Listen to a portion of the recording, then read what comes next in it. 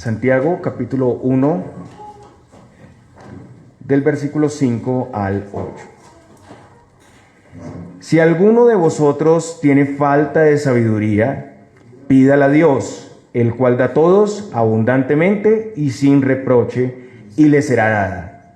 Pero pida con fe, no dudando nada, porque el que duda es semejante a la onda del mar, que es arrastrada por el viento y echada de una parte a otra. No piense, pues, que quien tal haga, que recibirá cosa alguna del Señor. El hombre de doble ánimo es inconstante en todos sus caminos. Oremos.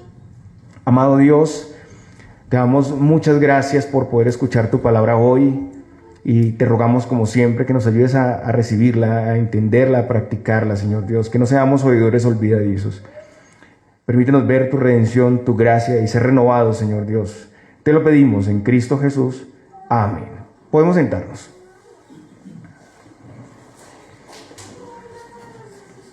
Seguimos exponiendo consecutivamente la palabra de Dios y el domingo pasado dimos inicio a el libro de Santiago.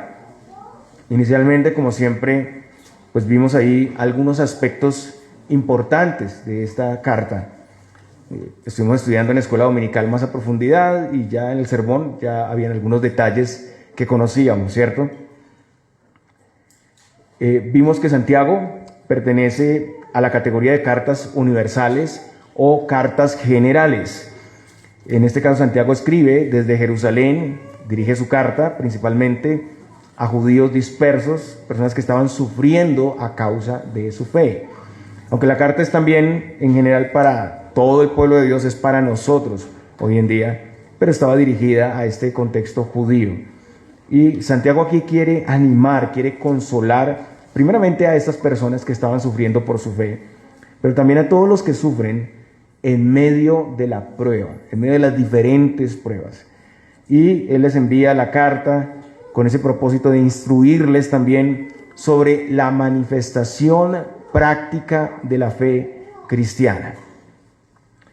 Además de todo esto, esta es una carta pues muy temprana y veíamos el domingo pasado que tal vez es la primera carta en ser escrita del Nuevo Testamento. También vimos que el autor es Jacobo, el medio hermano del Señor Jesucristo. Él no había creído durante el ministerio terrenal del Señor, no era un apóstol, sino que él se convirtió cuando el Señor se le manifestó resucitado. Y después entonces Jacobo llega a ser un gran líder de renombre en la iglesia de Jerusalén, alguien que sin ser apóstol llega a ser considerado como columna o pilar de la iglesia. Pero al escribir la carta vemos que él no usó esa relación de medio hermano con Jesús o su posición ministerial para tener más autoridad, ¿no? Él no dijo, yo soy el hermano de Jesús, el hijo de María, y entonces esto me da autoridad, sino que él se presentó más bien como siervo de Dios y del Señor Jesucristo. Y como vemos en la historia, no en las escrituras, sino en la historia, sabemos que Santiago, Jacobo, padeció como mártir y sufrió una terrible muerte, ¿no? El domingo pasado vimos la primera de muchas de las temáticas que tiene aquí Santiago. Como ya decía, Santiago es más parecido como un sermón, tiene muchas exhortaciones, diferentes exhortaciones, y lo que vamos a ver es la manera en que actuamos en medio de la prueba. Recordemos que los destinatarios, y vuelvo y repito, es importante, estaban pasando por diversas pruebas a causa de su fe. Y Santiago los llama ahí a gozarse en medio de las pruebas. Y Santiago dice que la prueba produce perseverancia, algo interesante. ¿Y qué quiere decir esto? Pues nos gozamos al saber que nuestra fe ha resistido el impacto de las pruebas y sigue adelante aún así con más vigor y con poder. Esa perseverancia solo es conseguida en la dependencia del Señor y bajo los medios que el Señor ha dado. Esas experiencias victoriosas en Cristo pues nos llenan de gozo para continuar avanzando en la vida cristiana.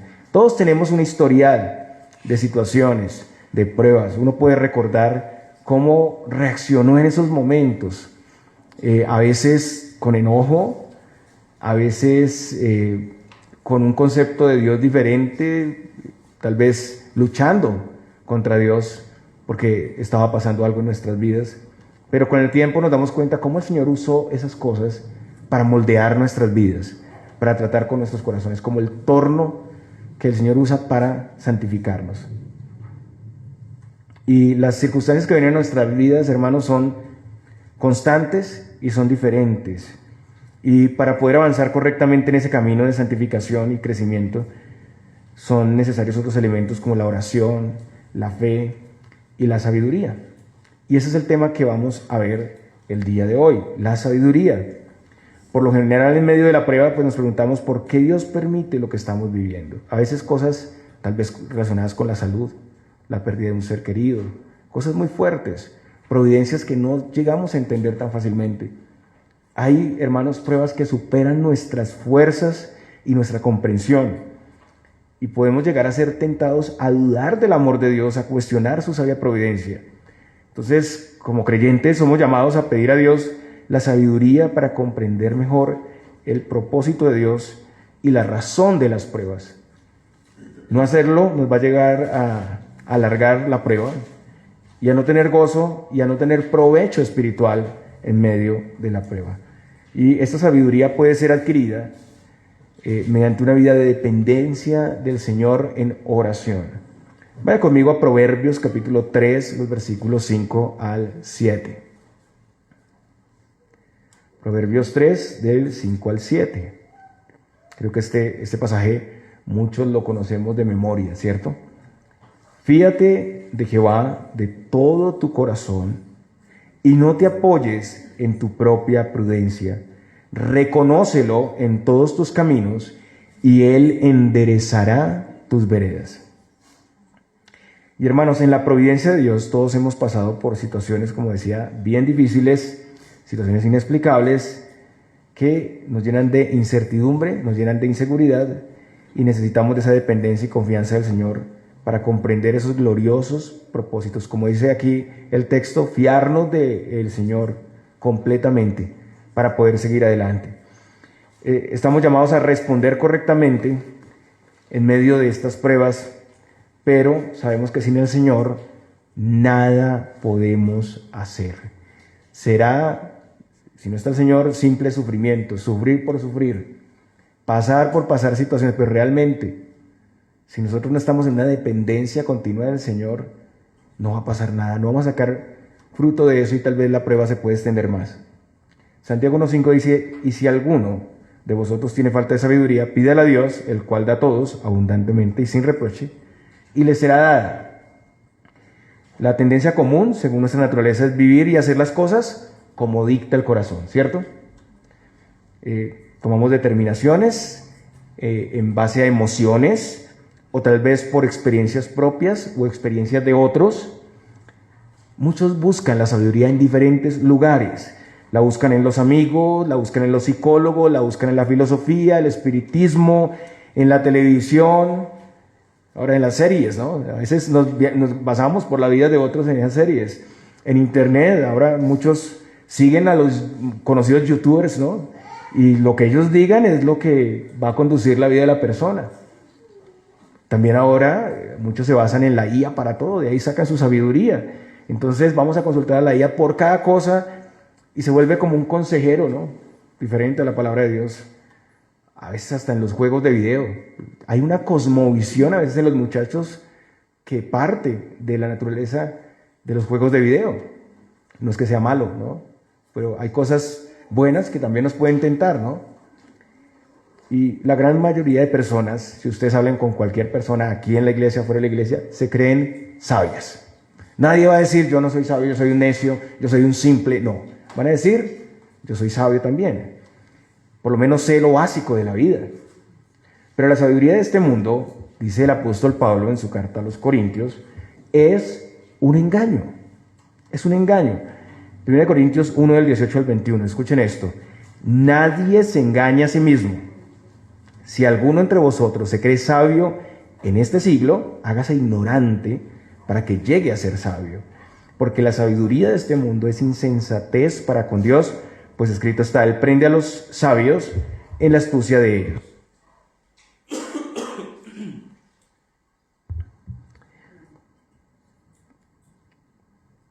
Versículo 20. Y otra vez el Señor conoce los pensamientos de los sabios, que son vanos.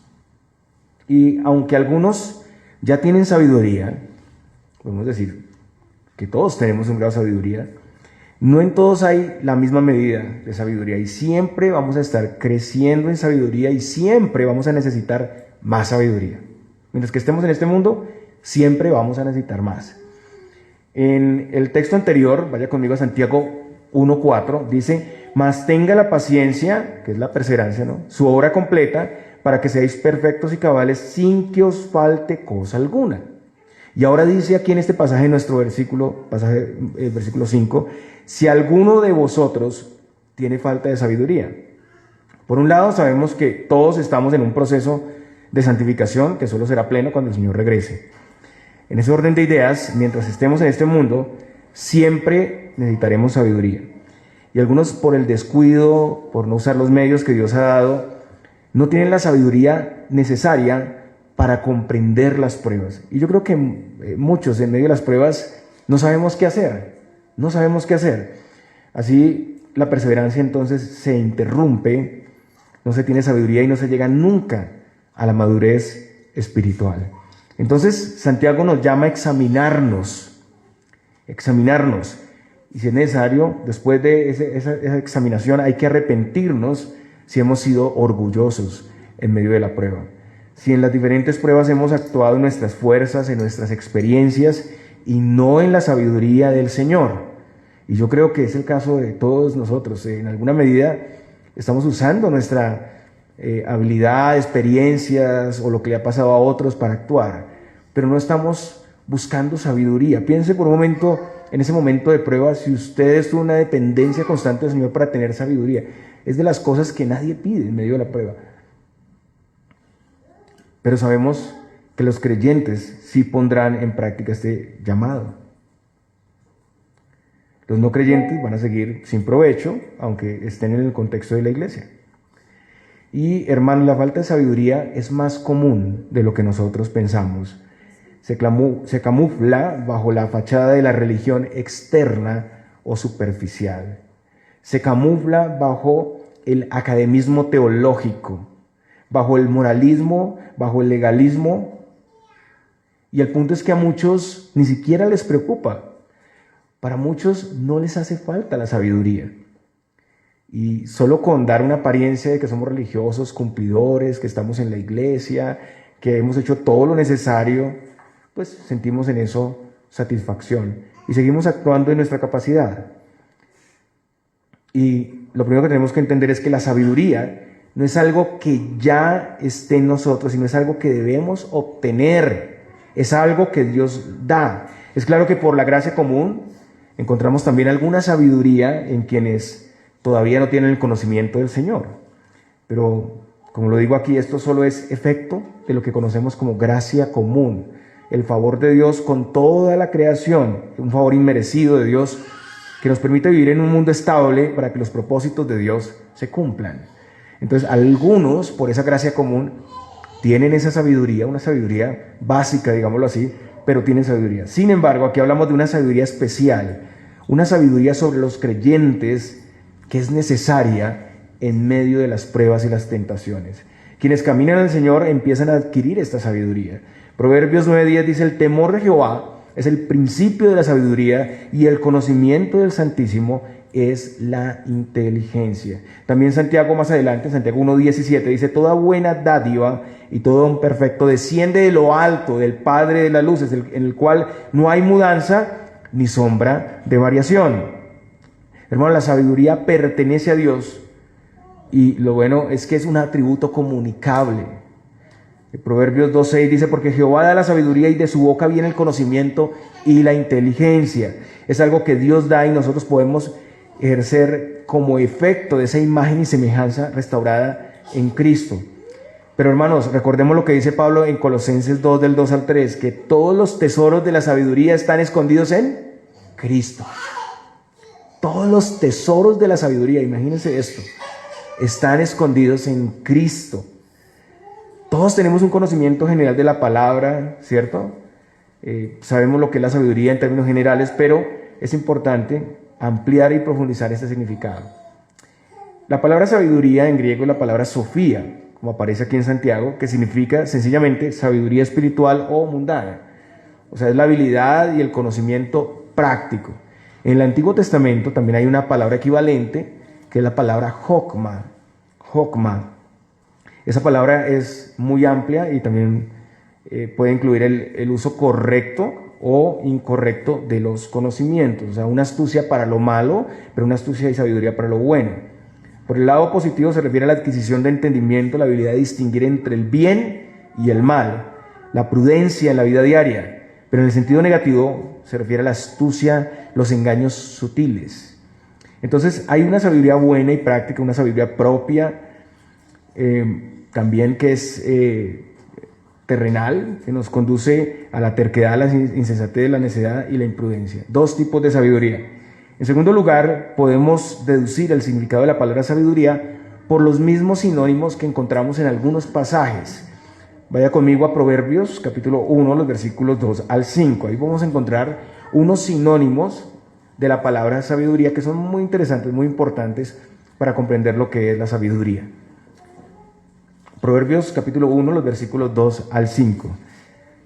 Mire lo que dice aquí. Bueno, el enunciado empieza con los proverbios de Salomón, hijo de David, rey de Israel. Bueno, y aquí en el versículo 2 dice, para entender sabiduría y doctrina, para conocer razones prudentes, para recibir el consejo de prudencia, justicia, juicio y equidad, para dar sagacidad a los simples y a los jóvenes inteligencia y cordura. Oirá el sabio y aumentará el saber, y el entendido adquirirá consejo. Miremos el versículo 2. Hay un sinónimo de sabiduría y es la palabra doctrina. Y eso tiene que ver con instrucción, disciplina, corrección.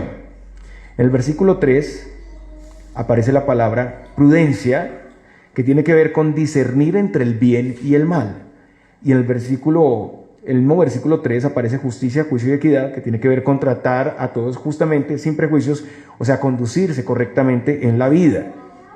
En el versículo 4 aparece la palabra sagacidad, inteligencia y cordura. Es en el sentido positivo, tiene que ver con desenmascarar la maldad. ¿Sí? Porque ya vimos que hay una sabiduría que es maligna y usa la sagacidad y la inteligencia para lo que es en contra del reino de Dios, en contra de la verdad. En el versículo 5 es aumentar el saber y adquirir consejo. Es más que tener mero conocimiento, es participar o vivir lo que se está aprendiendo. Entonces la persona que es sabia percibe la verdad de Dios, distingue entre lo verdadero y lo falso, es inteligente, es discreto, tiene gran entendimiento y vive lo que aprende. Y hay una diferencia grande entre el conocimiento y la sabiduría. A veces se confunde. Las personas piensan que porque tienen mucha información en su cabeza, entonces ya son sabios. Pero otra cosa es aplicar ese conocimiento en la vida práctica y en la vida diaria. Y ahí nos falta muchísimo a todos. El conocimiento que carece de sabiduría no tiene mucho valor, que digamos. Dios quiere librarnos de esa sabiduría en base al corazón humano, al corazón caído. Sin el Señor, sin Dios, sin la intervención de Dios, nunca habría verdadera sabiduría. Puede haber astucia, inteligencia, conocimiento, pero no verdadera sabiduría. Pero aquí en Santiago, aunque el término sabiduría puede hacer referencia general a todas estas cosas que hemos visto, todos estos sinónimos, se refiere principalmente a la sabiduría para comprender o discernir los propósitos de Dios en medio de las pruebas. Esta es la sabiduría que recibió Job después de sufrir tantas situaciones y al final ver claramente al Señor. De oídas te había oído, mas ahora mis ojos te ven. Esta es la sabiduría que reciben los justos en medio de sus sufrimientos, que no pueden discernir por sus propias capacidades ni interpretar bajo el conocimiento del mundo.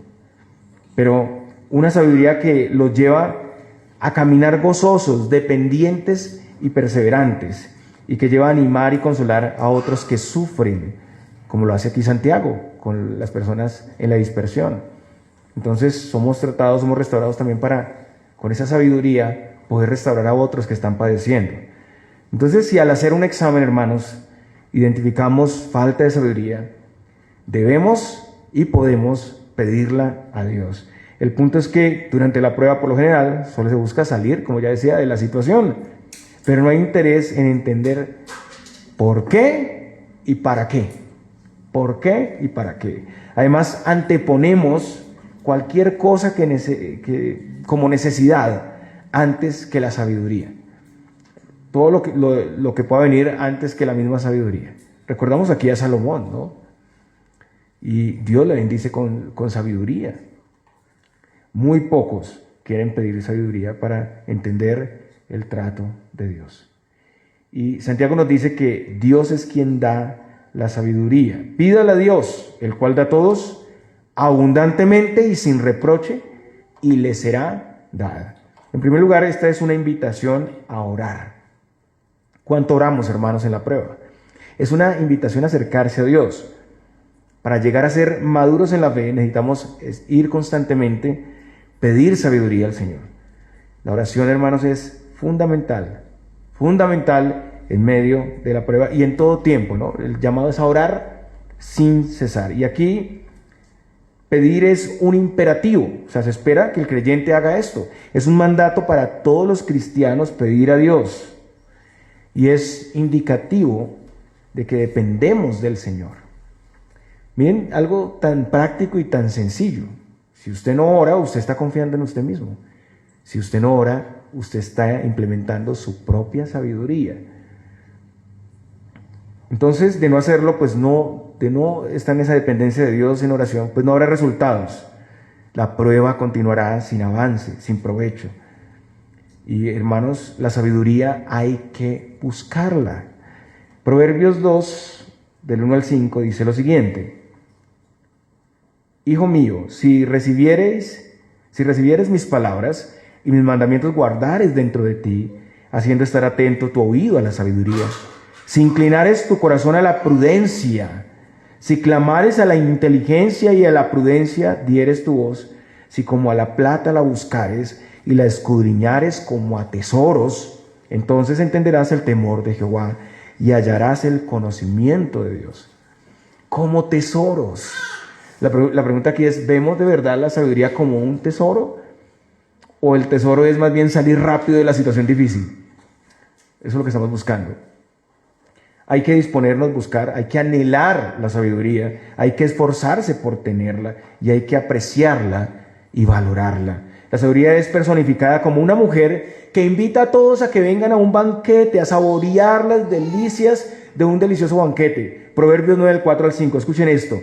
La sabiduría edificó su casa, labró sus 7 columnas, mató sus víctimas, mezcló su vino y puso su mesa. Envió sus criadas sobre lo más alto de la ciudad, clamó.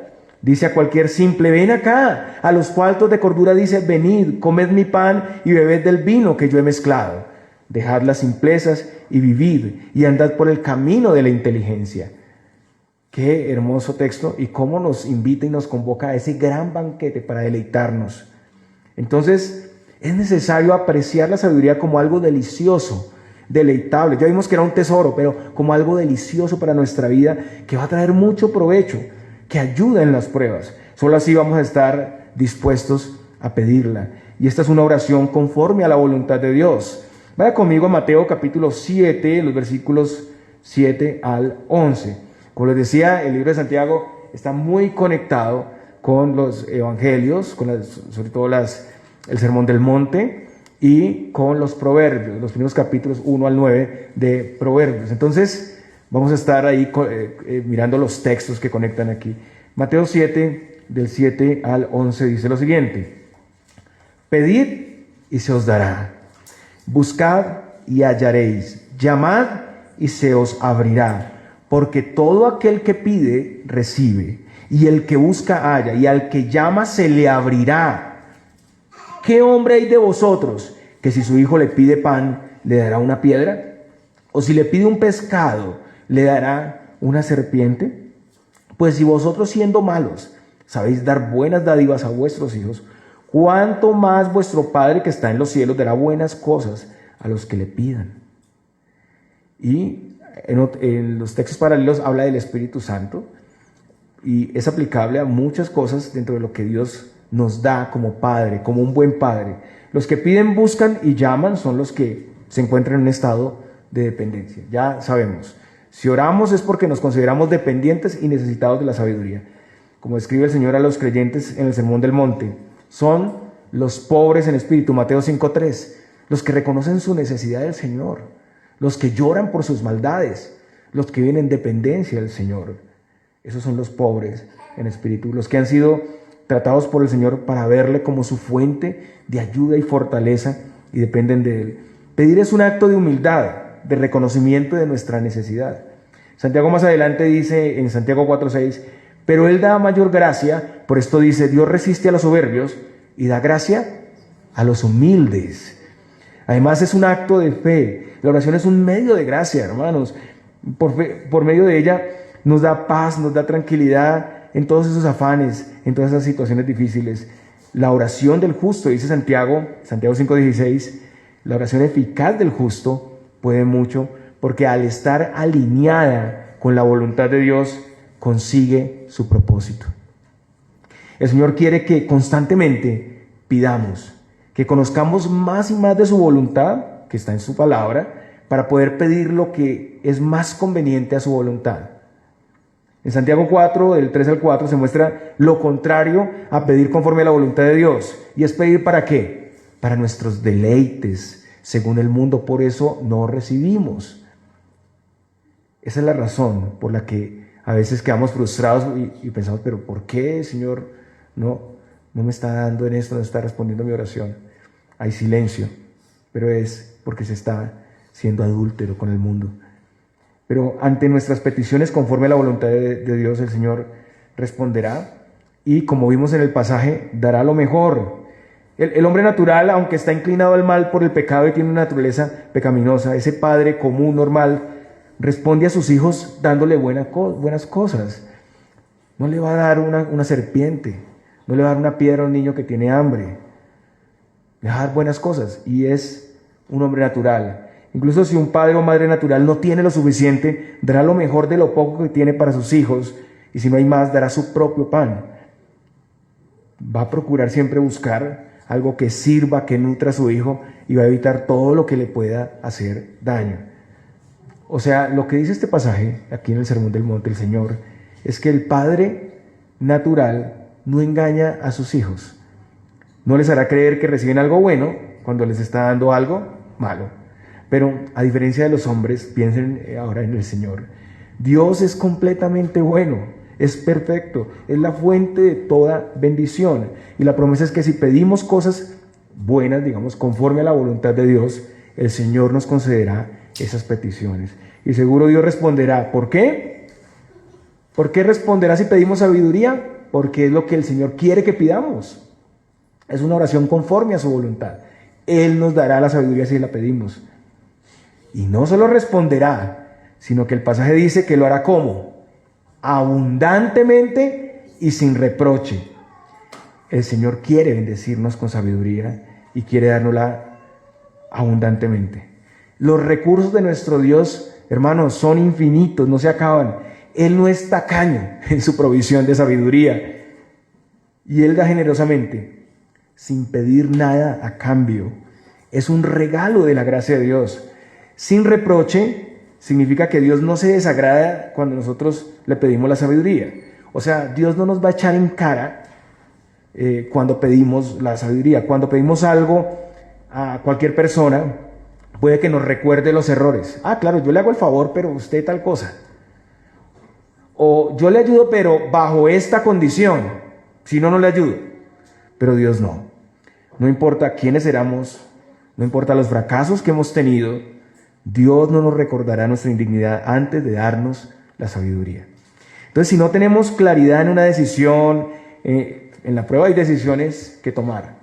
Si estamos entre cosas como lo bueno y lo mejor, y son las decisiones apodícticas, entre lo bueno y lo mejor, ¿y qué hago con esto? Es tan difícil las dos cosas. están bien, pero hay una que puede ser mejor. Si somos rodeados de conceptos, pero no discernimos lo que significa y somos indecisos, podemos apelar al Señor, podemos clamar a Dios para que Él nos haga sabios y Él nos responderá.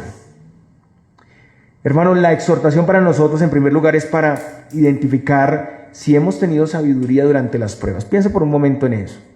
Todos hemos pasado por situaciones diversas, pero hemos actuado con este tipo de sabiduría, con este tipo de dependencia, con este tipo de fe. Nos hemos apoyado en nuestros corazones, en el consejo del mundo, en nuestra experiencia. En segundo lugar, el llamado aquí es a orar. Pedir refleja esa dependencia, nuestra necesidad. No orar demuestra que podemos suplirnos por nuestra cuenta. Pensemos si nuestra vida cristiana refleja ese tipo de dependencia y humildad, si oramos constantemente. Esta mañana tuvimos un tiempo de oración aquí con los hermanos en el tiempo de escuela. Lamentablemente entre semana es muy complejo, no todos están ahí para la oración. Qué bonito fuera que pudiéramos semanalmente tener ese tiempo de oración con todos, pero es muy difícil y estamos anteponiendo muchas cosas a veces. Tal vez en algunos los motivos son verdaderos, son temas de su trabajo, llegar tarde, pero hermanos, no lo estamos haciendo. A veces no es la situación real, sino que son cosas que anteponemos, que nos parecen mejor para encontrar lo que necesitamos. No vemos en ese medio como la oración como una fuente donde el Señor nos va a proveer, sino vemos otras maneras, las experiencias, las amistades, las actividades de trabajo, cualquier cosa puede reemplazar esta cita con el Señor, en la presencia del Señor. Preguntémonos eso. Todos somos llamados también para conocer más la palabra de Dios y alinear nuestras peticiones con su voluntad. Y esto es muy práctico, debemos aprovechar todos los recursos que tenemos a la mano aquí en la iglesia, en los diferentes escenarios de estudio para conocer mejor la voluntad de Dios. Examinemos si lo estamos haciendo, si estamos considerando importante ese tipo de conocimiento, la sabiduría. En cuarto lugar, acerquémonos en base a la identidad de nuestro Dios, un Dios que es generoso, lleno de gracia, que busca nuestro bien, que busca nuestro crecimiento, a quien podemos acercarnos sin temor, sin un regateo por las bendiciones. Esto rompe con toda esta idea de la prosperidad y hacer como un regateo ahí, ¿no? Dios es generoso, Dios no está pidiendo como un negocio ahí, un regateo por tener algo.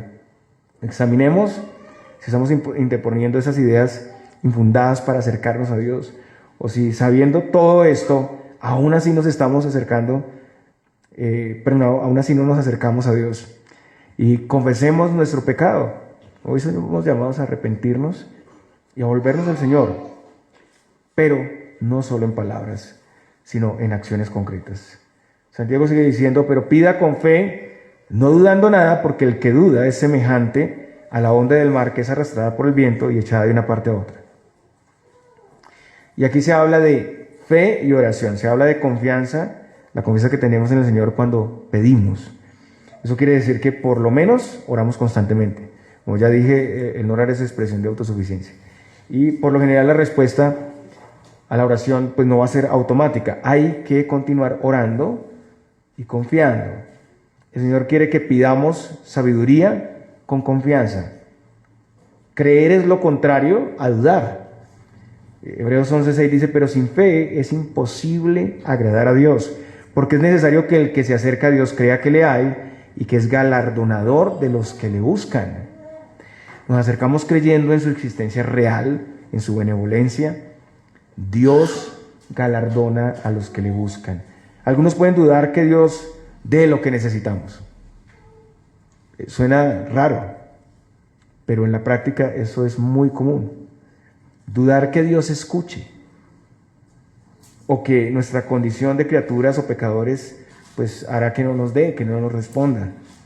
Pero por la fe podemos acercarnos con toda confianza en su bondad y generosidad hacia su pueblo. Perdón, hermanos. Y esta fe viene por el oír y el oír la palabra de Dios. Otro tipo de vida sin este tipo de fe no es aceptable porque no agrada a Dios. La comparación con el que duda es que actúa como, dice aquí Santiago, una onda en el mar que es arrastrada por el viento. Ustedes han visto cómo ocurre esto en un lago grande o en el mar, cómo el viento es el que influye y va moviendo el agua. Y Santiago usa una ilustración del lugar donde él se crió. Recordemos que él vivía en Jerusalén, pero se crió, la carta escribe de Jerusalén, pero se crió con María, sus hermanos y el Señor Jesús en Galilea, ¿cierto? Entonces, ¿qué tenía cerca? El mar Mediterráneo, aunque una distancia, y el lago o mar de Galilea, y él podía ver eso, esas ondas llevadas por el viento. Él estaba acostumbrado a ver también las tormentas, las olas impulsadas por el fuerte viento. Sin la sabiduría de Dios, el hombre vacila, es como una ola del mar que carece de estabilidad y es llevada de un lado a otro. La duda, como el viento, lleva al hombre que no cree de un lado a otro, y esa condición pues nos lleva, tal vez puede llevar a una persona a extraviarse de la verdad. Entonces, lo que vemos es que los creyentes, en cuanto a la confianza que tienen en el Señor, tienen sus pies seguros porque tienen sus pies sobre la roca. Ni las adversidades, ningún problema mueven al creyente de su confianza en Dios. La confianza está firme porque Dios ha prometido, porque su pacto no vacila. Cristo es esa roca que nos sostiene, pero es necesario acercarse, anclarse constantemente al Señor para tener esa estabilidad, y el Señor responderá. Marcos 11, del 23 al 24, dice: porque de cierto digo que cualquiera que dijere a este monte, quítate y échate en el mar, y no dudare en su corazón, sino creyere que será hecho lo que dice, lo que diga, le será hecho. Por tanto digo que todo lo que pidiereis orando, creed que lo recibiréis y os vendrá. Esta no es una declaración positiva, como muchos piensan en otros contextos, sino que esto es una oración con fe, una oración conforme a la voluntad de Dios. Quitar montes era una expresión proverbial entre los judíos, una hipérbole que significaba hacer algo extremadamente difícil, algo incluso imposible, suprimir o superar alguna dificultad muy grande. Zacarías 4:7 dice: ¿quién eres tú, oh gran monte? Delante de Zorobabel serás reducido a llanura, él sacará la primera piedra con aclamaciones de gracia, gracia a ella. Esto es lo que significa. Alguien que oyó enseñar a un rabino muy famoso dijo que su enseñanza era como si estuviera quitando montañas de en medio. Entonces, estos pasajes no nos hablan de mover montes literales. Muchos se pueden quedar ahí declarando que el monte salga corriendo y se tire al agua. Pero no se trata de eso, aunque Dios puede hacer eso, sino de tener confianza y recibir respuesta ante situaciones difíciles, situaciones imposibles. Entonces, esta figura significa que lo que pedimos creyendo, sin dudar y según la voluntad de Dios, será hecho. Es creer también que lo estamos recibiendo. El que cree puede acercarse, puede confiar en Dios, porque para Dios no hay nada imposible. La fe en sí no podría hacer nada. Es la fe en la palabra, en sus promesas, y es Dios el que está moviendo la montaña. El Señor quiere, hermanos, bendecirnos más de lo que nos imaginamos. El problema es que no oramos. Estamos luchando con la tendencia de la autosuficiencia, pero no somos independientes, estamos realmente necesitados, flaqueamos, dudamos, necesitamos constantemente, urgentemente del Señor para perseverar. A veces las situaciones serán como grandes montes que obstaculizan nuestro camino. En otros momentos serán como un sicomoro, un árbol, como lo vemos en Lucas 17:6, que dice: entonces el Señor dijo, si tuvierais fe como un grano de mostaza, podríais decir a este sicomoro, desarráigate y plántate en el mar, y os obedecería. Noten que está la montaña y está el arbolito. Entonces puede ser que tu problema sea como el tamaño de una montaña. Hemos tenido problemas así. O sea una situación como este pequeño árbol, algo más pequeño. Circunstancias diversas que van a venir a nuestra vida, porque ser cristiano, hermanos, es difícil. Pero el Señor está con su pueblo. El creyente está siempre avanzando, perseverando en medio de las diferentes obstáculos, diferentes y difíciles obstáculos y montañas que son quitados y trasladados al mar para que el reino de Dios pueda avanzar, para que el creyente salga victorioso de la prueba. No olvidemos que Santiago escribió a estos creyentes, y interesante, ellos eran creyentes celosos de la palabra de Dios, pero que podían ser tentados a dudar, a dejarse llevar por vientos de inestabilidad, como las ondas en el mar. Y la verdad es que muchos en la iglesia podemos estar en esa situación.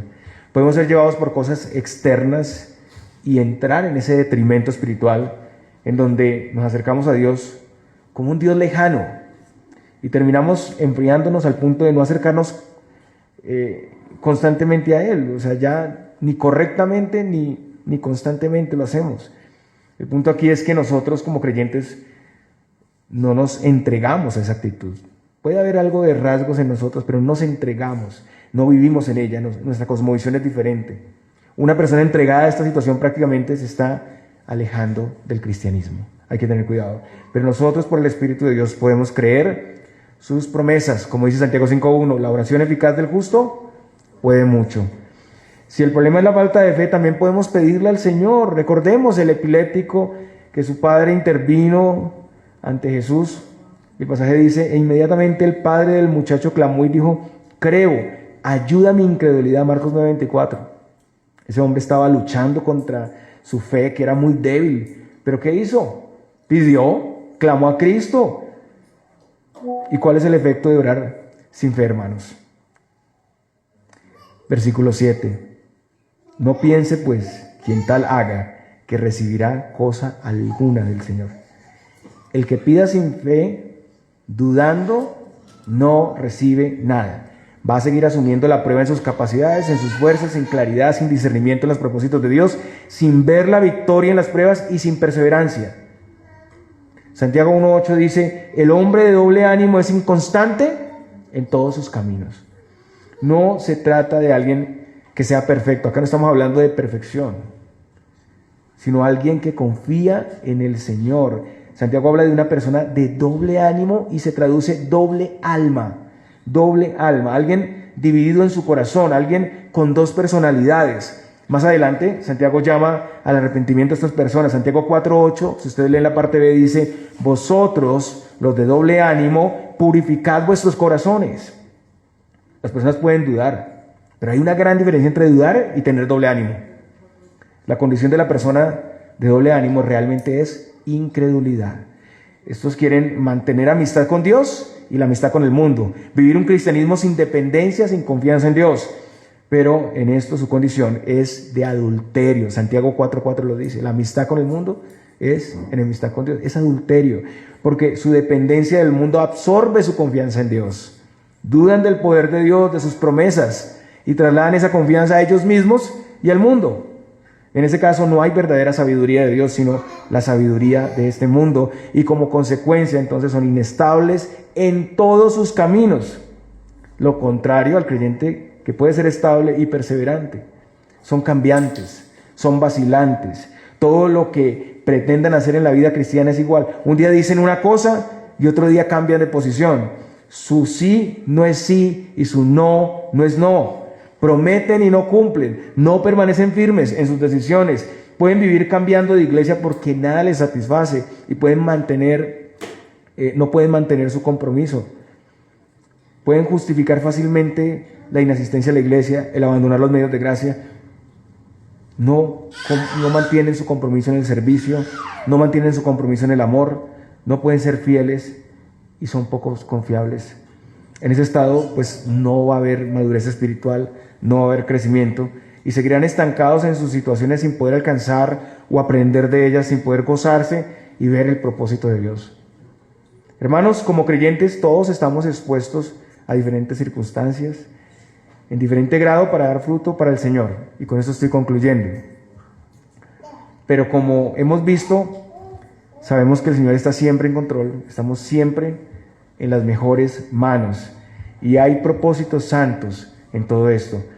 La victoria y el avance en la prueba nos llena de gozo, de perseverancia, para seguir creciendo en esa voluntad de Dios. Y En medio de la prueba no podemos prescindir de la sabiduría de Dios para conocer y crecer en su voluntad. Somos hijos dependientes, necesitados de su gracia y de su poder. Sin el Señor, nada podemos hacer. Él es quien mantiene nuestra firmeza, el que mantiene nuestra perseverancia. Solo viendo la prueba en base a sus medios, como lo son la oración, la fe y su sabiduría, podemos tener victoria y crecer. Pero somos llamados a apreciar esta sabiduría, a anhelarla constantemente, porque en Cristo están escondidos todos los tesoros de la sabiduría. Y hermanos, Él fue el primero en pasar por la prueba en Getsemaní. Ustedes recuerdan, ahí podemos apreciar cómo Él dependía del Padre en el momento más difícil, no por el temor al castigo de los romanos, a la muerte, sino por este tipo de muerte que era como sustituto, llevando toda la ira de Dios. Él sabía que se acercaba la hora de su mayor humillación, la angustia por ser el sustituto de los suyos, llevando su pecado y consecuencias, muerte y condenación, el juicio justo de Dios para salvarnos. Su alma no podía menos que abrumarse y Él soportó todo eso. Él, siendo Dios, clamó al Padre con gran angustia, y el Señor abrió su corazón con sinceridad, con sencillez ante su Padre, y detalladamente Él expone toda su causa. Él derrama su corazón ante el Padre sin jactancia, con sencillez, y es el Hijo de Dios. Él viene con confianza, sinceridad, dependencia. Él se somete a la voluntad de Dios y recibe respuesta del Padre. ¿Cuál fue esa respuesta? Un ángel fue enviado por el Padre para fortalecerle, para enfrentar la muerte y la muerte de cruz. Pero también la respuesta del Padre fue la resurrección. La muerte no tendría victoria sobre Él. Todo esto era muestra de que el Padre estaba con Él, que le respaldaba aún en el momento más difícil. Hermanos, no seamos como los discípulos. ¿Se acuerdan de los discípulos en ese escenario? ¿Qué estaban haciendo los discípulos? Durmiendo. Y el Señor tuvo que ir a llamarlos, a tener cuidado, ¿no? A estar velando y orando, porque la carne es débil. Y varias veces los encontró de nuevo durmiendo. Les podía el sueño y quedaron dormidos. No seamos como ellos. El llamado es a ser diligentes, a buscar constantemente la presencia del Señor. El Señor nos ha provisto lo suficiente, pero Él quiere que acudamos a Él pidiendo conforme a su voluntad. Sus tesoros, hermanos, están disponibles para nosotros. El Señor les bendiga. Oremos. Padre, gracias por tu palabra, por esta exposición. Y ten misericordia de nosotros, Dios, que somos a veces tan independientes, quisiéramos vivir en nuestra propia capacidad, pero gracias porque no nos has dejado hacerlo y porque tú en tu palabra nos estás incomodando a veces, nos estás señalando nuestra necesidad de ti, pero nos estás mostrando la provisión tan grande que en muchas de esas situaciones nos hemos perdido. Ayúdanos, Señor, a valorar esa salvación que nos has dado y a entender lo que significa, a no refugiarnos en una fachada externa de religiosidad, de legalismo, sino acudir, Señor Dios, a la verdadera sabiduría, a ti, Señor. Tú eres el que da esa sabiduría. Haznos sabios, Señor Dios, cada día. Que este conocimiento que estamos adquiriendo sea práctico. Como lo resume aquí, podría ser el resumen de este libro: sed oidores y hacedores. Ayúdanos, Señor Dios. Bendice a tu pueblo con sabiduría. En Cristo Jesús. Amén.